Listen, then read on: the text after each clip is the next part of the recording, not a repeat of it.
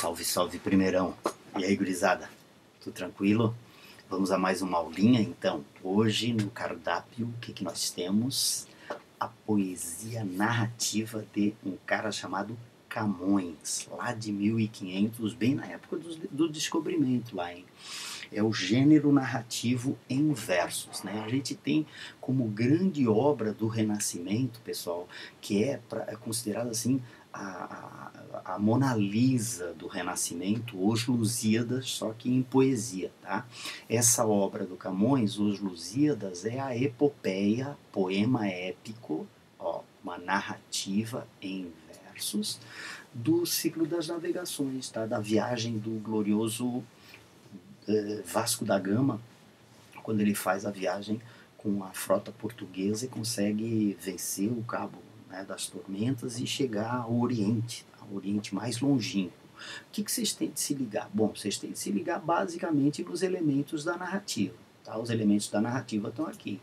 Toda narrativa tem um enredo, toda narrativa tem um narrador, às vezes um narrador em terceira pessoa, às vezes um narrador personagem em primeira pessoa. Toda narrativa tem personagens, né, que são os seres que vivenciam as ações da narrativa, narradas no enredo. E toda narrativa tem um tempo e um espaço, né? O período em que se passa a ação, a época em que se passa a ação, mas também a duração desse tempo, tá?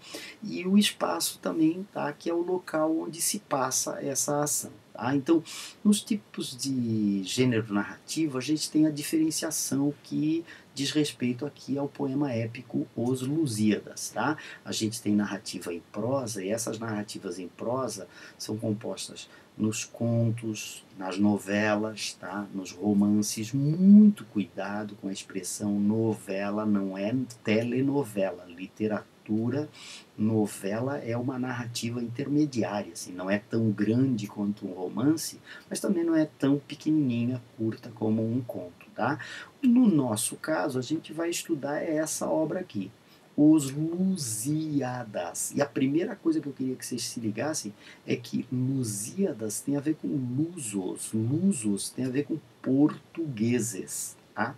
E é muito importante vocês se ligarem que o glorioso Camões, ele é simplesmente o maior poeta do classicismo português. Tá? O classicismo português é um movimento que começa em 1527 e que vai até 1580. Tá? E aqui um primeiro ponto muito importante para vocês se ligarem. O início dessa fase, em 1527, tá, é marcado pela chegada de um cara chamado Francisco Sá de Miranda. Ele estava chegando daquela cidade-estado lá que a gente falou no Renascimento, vocês se lembram? Pô, aquele monte de cidade-estado lá, pessoal. Ele vivia o apogeu, era o centro do mundo, o centro cultural do mundo, tá? Florença, né? Pô, imagina, Leonardo da Vinci, Michelangelo, aqueles monstros sagrados, isso sem contar os matemáticos, os cientistas e tal. E lá também tinha se inventado, tinha se desenvolvido um novo formato poético chamado de soneto. E esse soneto frequentemente utilizava uma métrica diferenciada, a medida nova. Tá? Então, o grande diferencial do classicismo para todos os movimentos que a gente estudou até agora, por incrível que pareça, vai se resumir à chegada de uma nova medida de versos e a chegada do formato soneto. Eu queria chamar a atenção de vocês para o fato de que o soneto ele é o equivalente a uma dissertação argumentativa. O poeta defende uma tese, defende uma ideia naquele formato ali de 2 quartetos e 2 tercetos. Tá?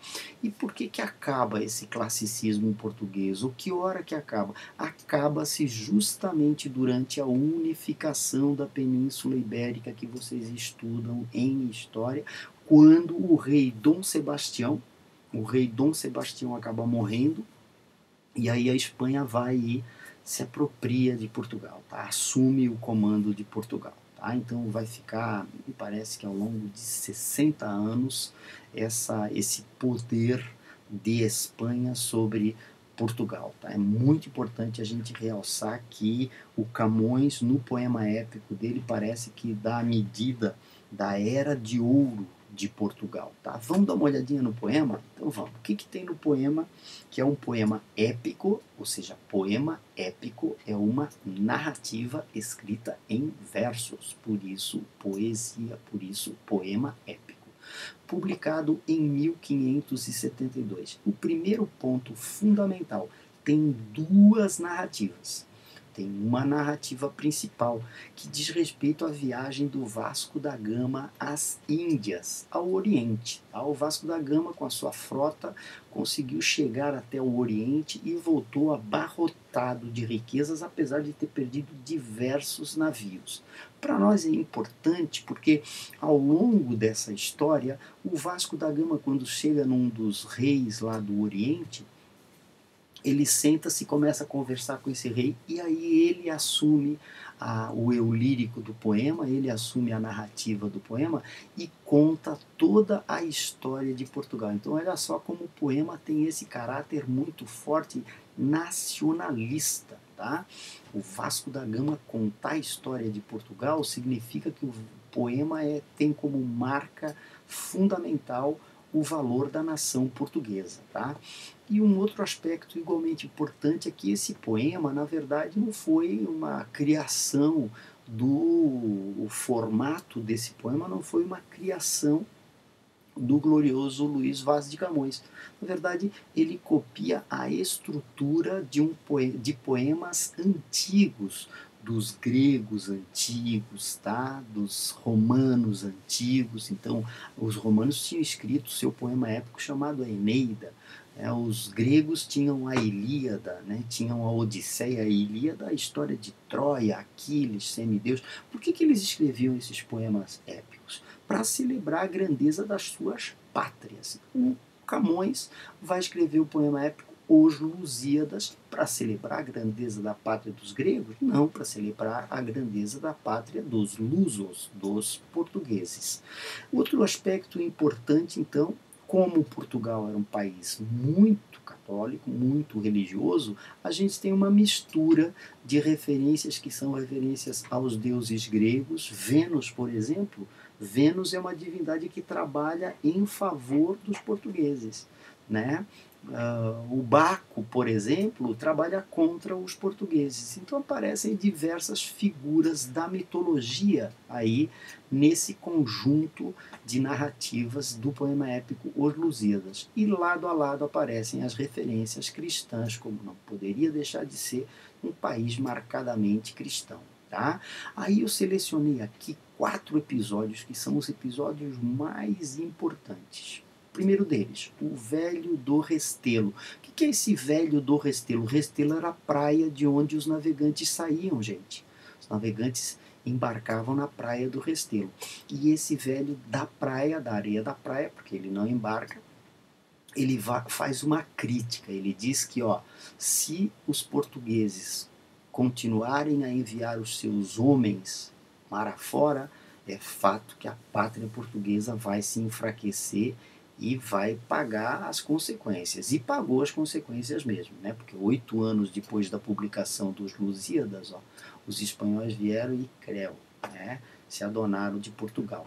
Tem um outro episódio também muito importante, tá? Que é o episódio da Inês de Castro, uma história muito famosa, que foi coroada depois de morta. Tá? Ela era, na verdade, uma amante do rei, e foi assassinada, ela e os seus 4, 5 filhos, acho que tinha, gente. E foi assassinada porque a nobreza portuguesa ficou com medo que ela pudesse se tornar rainha. Então, quando esse rei voltou, ele, como vingança, né, tentou matar a maioria dos nobres responsáveis pela morte de Inês de Castro. E aí, assumindo a realeza, ele desenterrou o cadáver da mulher e coroou a mulher mesmo depois de morta. Tá? E um outro episódio igualmente importante é o episódio do gigante Adamastor, que é a prosopopeia, a personificação do Cabo das Tormentas, que é aquele ponto extremo lá na África do Sul, que era terrível para ultrapassar, que muita gente morria lá. Então, o Camões inteligentemente vai dizer que ele é personificado como um gigante que, de certa forma, não deixa ninguém passar. Tá? Então, o gigante Adamastor é a personificação do Cabo das Tormentas. E uma outra passagem, que é uma passagem que homenageia a coragem dos navegantes, que é a Ilha dos Amores. É uma homenagem aos portugueses que param na Ilha dos Amores e ali eles têm um descanso, que é o descanso do guerreiro, o descanso do herói e tal, né? Aproveitando momentos ali com as ninfas da Ilha dos Amores. Tá? Então esses episódios costumam ser os mais importantes. Tá? Agora tem outros detalhes aí de Os Lusíadas que vocês também têm que se ligar. Vamos ver que detalhes vocês têm que se ligar. Primeiro, é certo que o Vasco da Gama é o herói de Os Lusíadas. Só que eu queria que vocês se ligassem que não é que nem aquele herói romântico que, né, ele sozinho domina o mundo, ele sozinho salva o mundo. Nada disso. O Vasco da Gama tem por função aí representar o heroísmo de todos os portugueses. Então a gente diz que num poema épico o herói é coletivo. O Aquiles em Ilíada, ele representa a bravura de todo o povo grego. Tá? Então é um herói coletivo, esse herói coletivo frequentemente representado por um cara. Tá? Então o poema enaltece o povo português.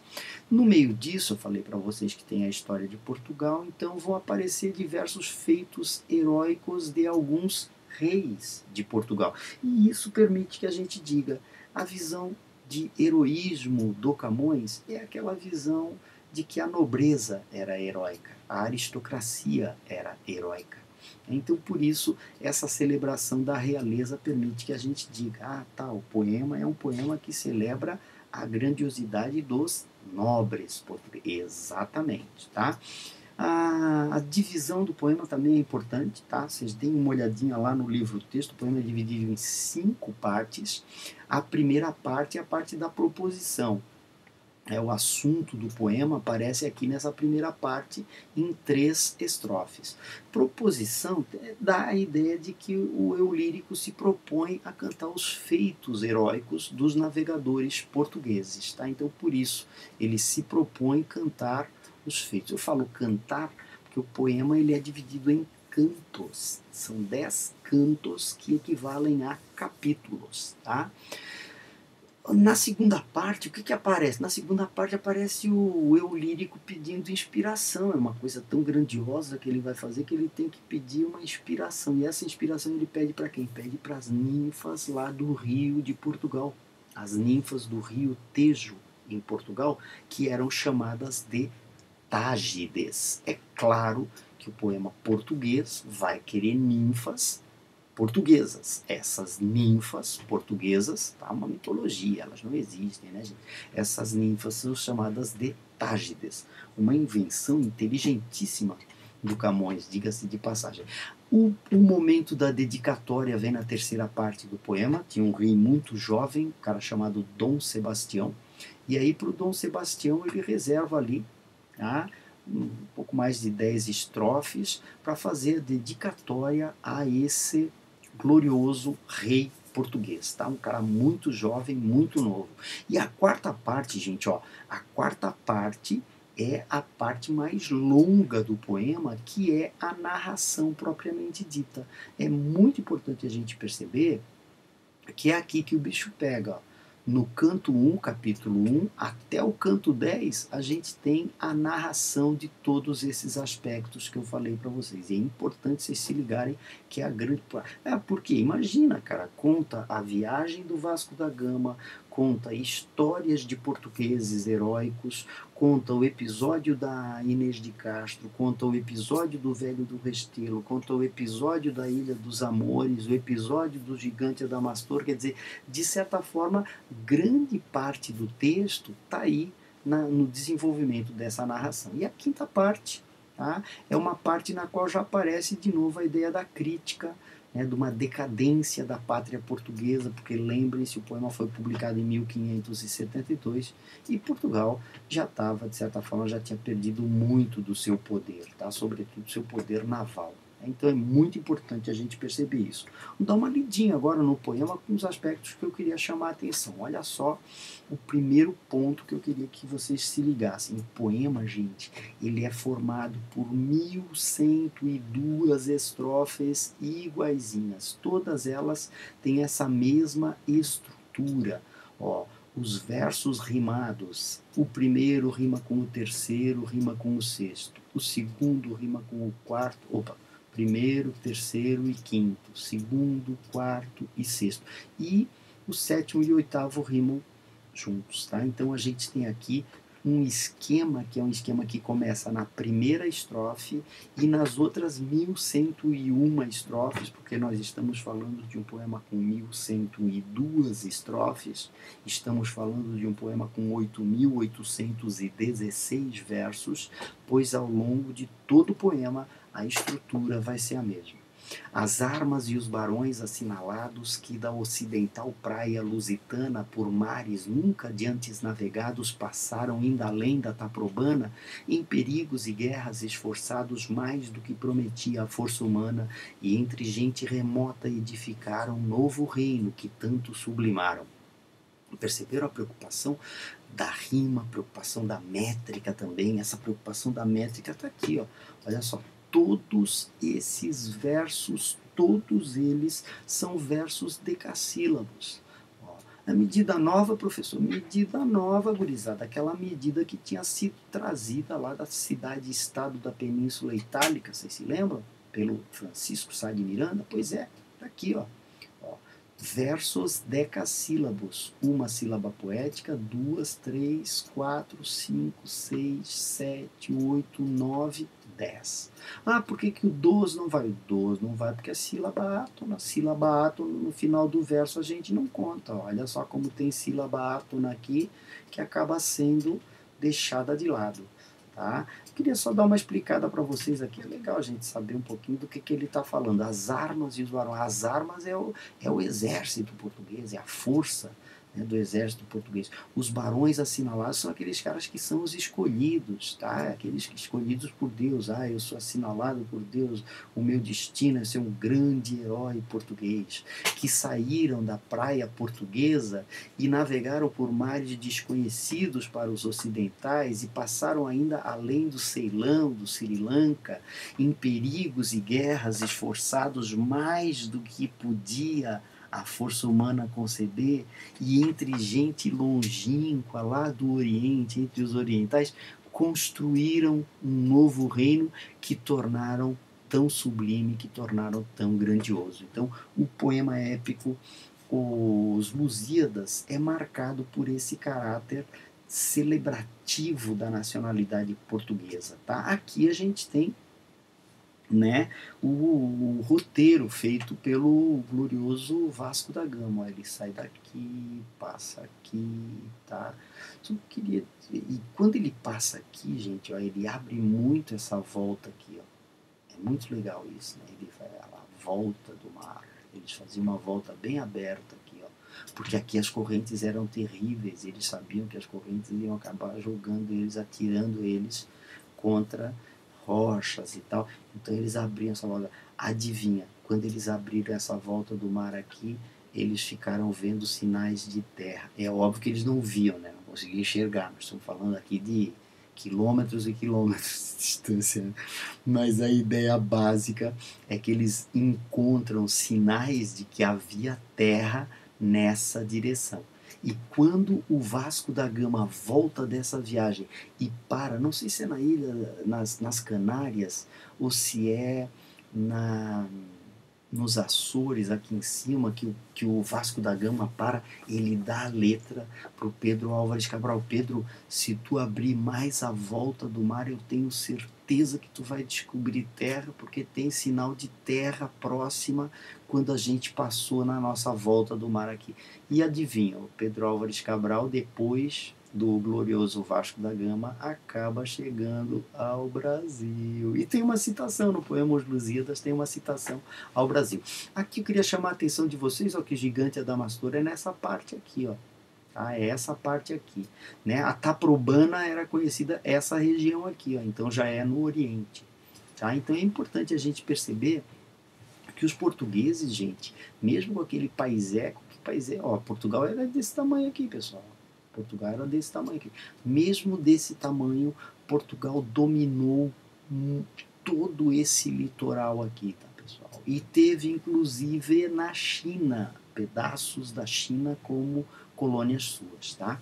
Então é importante a gente se dar conta desse aspecto aí. Eu tinha falado para vocês do glorioso Dom Sebastião, não tinha? E tem um filme chamado Camões, tá? Um filme antiquíssimo da década, me parece da década de 50, e numa passagem desse filme o Camões lê, né, o seu poema para o glorioso rei, o Dom Sebastião. Já vou botar aqui, ó, aqui nessa partezinha aqui que vocês já vão ver aí. Em virtude deve ser passado. Se me isto o céu concede, e o vosso peito digna empresa tomar de ser cantada, uma presagamente vaticina, olhando a vossa inclinação divina, ou fazendo que mais que a de Medusa à vista vossa tema o Monte Atlante, ou rompendo nos campos de Ampelusa os muros de Marrocos e Trodante, a minha já estimada e leda musa, e esse é o Dom que em Sebastião, todo o mundo de vós cante,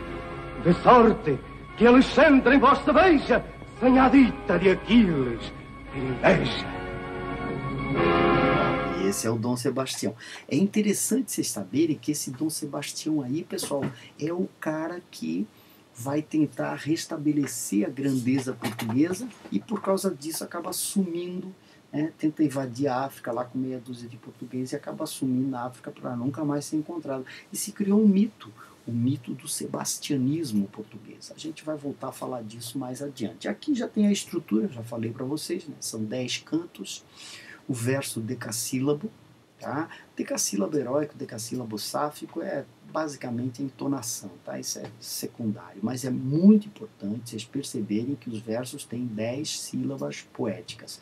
E o esquema de rimas também, né, gente? A rima ali, tá? Essa rima aqui é a rima A, essa é a B, essa é a A, essa é a B, essa é a A, essa é a B e essa CC. Por que essa é a A? É o primeiro verso, assinalado. Rima com o quê? Navegado. Tá? Então aqui a gente tem. E aqui a gente tem os traços que são traços complementares fundamentais. Primeiro, a ideia da convivência dos deuses pagãos com os cristãos. Segundo, a ideia do nacionalismo. Terceiro, a ideia do antropocentrismo. Por que antropocentrismo, professor? Porque o homem venceu a natureza, os caras venceram o oceano. Tá? E ao longo desses 3 trechos aqui, dessas 3 estrofes aqui, a gente tem a apresentação. Tá? Esse fragmento aí é um fragmento que corresponde às 3 primeiras estrofes, tá? Padrão e tal, mas olha só o que ele está falando ali. As armas e os varões assinalados que da ocidental praia lusitana, por mares nunca dantes navegados, passaram ainda além da Taprobana, em perigos e guerras esforçados mais do que prometia a força humana, entre gente remota edificaram um novo reino que tanto sublimaram. E também as memórias gloriosas daqueles reis que foram dilatando a fé, o império e as terras viciosas de África e de Ásia andaram devastando. Olha só, os caras que tornaram aquelas terras que eram terras viciosas, terras pagãs, em terras cristãs. E aqueles que por obras valorosas se vão da lei da morte libertando são os heróis, né, gente? Que morrem, mas permanecem no imaginário popular. Cantando espalharei por toda parte, se a tanto me ajudar o engenho e a arte, tá? Então, se eu tiver a ajuda das musas, que depois eu vou pedir, se eu tiver essa capacidade, eu vou cantar os feitos heróicos dos navegantes portugueses. Cessem do sábio grego e do troiano as navegações grandes que fizeram. Cale-se de Alexandre e de Trajano, os heróis antigos, ó, a fama das vitórias que tiveram. Que eu canto o peito ilustre lusitano, a quem Netuno e Marte obedeceram, cesse tudo o que a musa antiga canta, que outro valor mais alto se alevanta. Então aqui a gente percebe que ele valoriza mais o heroísmo dos portugueses do que anteriormente tinham sido valorizada a grandeza de um Alexandre, por exemplo, tá? Então, o Alexandre era imperador da Macedônia, era aquele Alexandre o Grande lá, galera, tá? Ulisses, o herói da Odisseia, tá? O Enéas, o herói da Eneida, escrita pelo Virgílio, um poema romano. O Trajano, o imperador romano grandioso. Então, na verdade, a intenção desse poema é uma intenção marcadamente nacionalista, tá certo? Não se esqueçam de fazer as tarefinhas. Valeu, gurizada. E a gente volta a se encontrar na semana que vem com mais uma aula gravadinha para vocês aqui. Um abraço, gurizada. Até mais.